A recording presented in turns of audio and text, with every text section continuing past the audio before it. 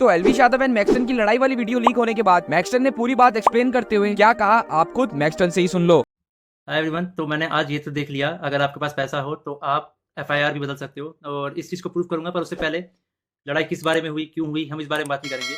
मैं सीधा पॉइंट पे बढ़ता हूँ। एल्विश ने जो लोकेशन दी थी वो उसके घर की लोकेशन थी या फिर किसी के तो घर की लोकेशन थी, और मेरा इंस्टिंक्ट बोला कि मुझे उसे अपने लोकेशन पर बुलाना चाहिए जो एक पब्लिक लोकेशन हो। अब मेरे को यही था भाई कि जो भी गलतफहमी है डिबेट से सॉल्व करो। अगर आपको लगता है आप सही हो तो आप डिबेट करो, मेरे को लगता है मैं सही हूँ मैं डिबेट करूंगा। तो कुल मिला के शब्दों से ही जीतना था इस चीज़ को, और मैंने पूरी तैयारी की थी। मैंने वहाँ पे सोफ़ा-वोफ़ा सब लगाया था कि जब एल्विश भाई आएँगे तो वहाँ बगल में बैठेंगे, ये वो फलाना-ढिकाना।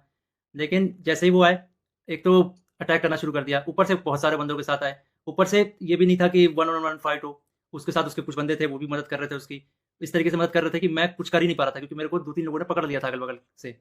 अब जब लड़ाई हुई, लड़ाई के बीच में ही एल्विश ने मेरे को लगभग ये अपने घुटनों से नाक पे मारा, कई बार हाथों से मेरे सिर मुँह पे मारा, और जब मारा उसके बाद उसने बगल से एक फ़ोन भी उठाया जो दूसरे एंगल पे रिकॉर्डेड है, और फ़ोन से मेरे स्पाइन पे मारा। और आप सभी को पता है अगर स्पाइन पे गलती से भी स्पाइन टूटता है, तो आप ज़िंदगी भर के लिए लावारिस हो सकते हो, अपाहिज हो सकते हो। तो उसके बावजूद उसने मारा, और उसके बाद उसने क्या किया, जान से मारने की धमकी भी दे दी। अब जान से मारने की धमकी 1-2 बार नहीं दी, मल्टीपल टाइम्स दी। कम से कम जितना मुझे पता है 3 बार तो दी ही थी उसने धमकी जान से मारने की, और ऑफ कैमरा भी उसने कई बार जान से मारने की धमकी दी। अब ये सब होने के बाद जब लड़ाई-वड़ाई खत्म हो गई, तो उसके बाद वो वापस जा रहे थे, तो वो जो बंदे लाया था उनमें से कुछ बंदे मेरे को, मतलब होता है ना एक प्यार से धमकाने वाला सीन, कि भाई सॉरी बोल दे, क्यों ले रहा है पंगे, ये वो। भाई मैं तो अपने चीज़ों पे अटल था। मैंने बोला मैं सॉरी तो नहीं बोलूँगा क्योंकि मैंने गलती तो की नहीं है। उसके बाद एल्विश ने भी थोड़ा ट्राई किया था सॉरी बुलवाने के लिए, लेकिन मैंने उसको भी सॉरी नहीं बोला। और ये सब जब हुआ, तो शुरू में मेरे को लगा मेरे को सिर्फ़ यहाँ चोट आई है, क्योंकि मेरे को कहीं पे भी दर्द फ़ील नहीं हो रहा था। तो मेरे को शुरू-शुरू में सिर्फ़ यहाँ चोट आई।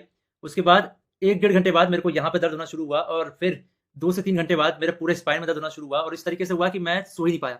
सुबह 4 बजे मैंने सोने का ट्राई किया था, मैं दोस्त के घर साकेत गया हुआ था। मैंने सोने का ट्राई किया, अनफॉर्चुनेटली मैं दर्द से सो ही नहीं पाया।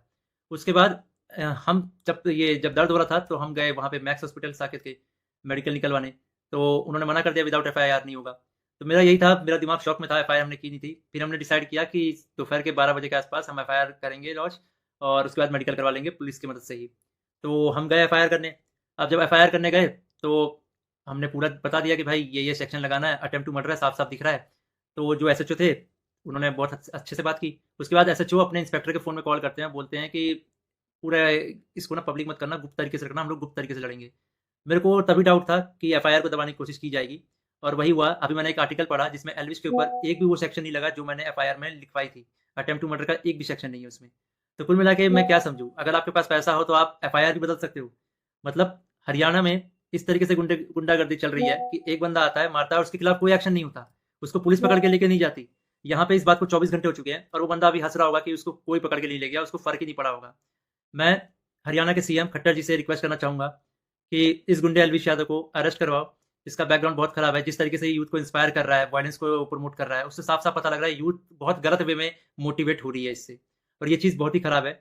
तो खट्टर जी, मैं इंडिया के कानून पे बहुत भरोसा करता हूँ, लेकिन अगर यहाँ पे नाइंसाफ़ी हुई, तो एक तरीके से बहुत सारे लोगों को ये तो समझ में आ जाएगा कि इंडिया का कानून सिर्फ़ गरीबों के लिए बना है, अमीरों के लिए नहीं बना है। तो मैं नहीं चाहता कि ये कानून भी, ये एफआईआर भी दब जाए, और साफ-साफ पता लग रहा है दबाने की कोशिश की जा रही है इस एफआईआर को। अगर ये एफआईआर दबता है तो ये इंडिया के कानून की हार है। मैं आप लोगों से रिक्वेस्ट करूँगा, गुरुग्राम पुलिस को और खट्टर जी को इस ट्वीट में टैग करो, और उनको रिक्वेस्ट करो कि एल्विश यादव को जितनी जल्दी हो सके, इस गुंडे को जितनी जल्दी हो सके अरेस्ट करा जाए। क्योंकि अगर कोई भी ऐसे मार के निकल जाएगा और फिर अपने स्टोरी में डालेगा कि भाई वर्क डन, तो खुल्लम-खुल्ला यही है कि वो वायलेंस को प्रमोट कर रहा है, और उसको पता है कि उसका कोई कुछ नहीं बिगाड़ सकता। तो एक तरीके से ये इंडिया के कानून की हार है। तो अभी जो मैं एफआईआर लिखवा के आया था, मुझे उसकी कॉपी भी नहीं मिली, और मुझे लगता है मिलेगी भी नहीं। बोला तो वैसे सुबह मिल जाएगी, लेकिन आई डोंट थिंक सो, क्योंकि आर्टिकल में साफ-साफ दिख रहा है कि एफआईआर के जो सेक्शन है वो बहुत अलग किए गए हैं।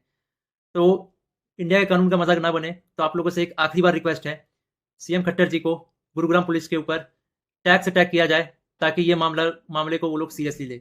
इन द एंड अगर इस बीच में मुझे कुछ भी होता है, मेरे पे कोई भी जानलेवा हमला होता है, इसका ज़िम्मेदार एल्विश यादव होगा, या फिर उसके दोस्त होंगे, या फिर गुरुग्राम पुलिस होगी जिसने मेरे एफआईआर को पूरा का पूरा बदल दिया, और पता नहीं क्या एफआईआर लिख दिया। और ये इंडियन कानून की बेइज़्ज़ती है, ये तो मैंने देख लिया। कुछ नहीं भाई, अगर तुम्हारे पास पैसा हो तो कुछ भी कर सकते हो, ये तो मैंने देख लिया भाई।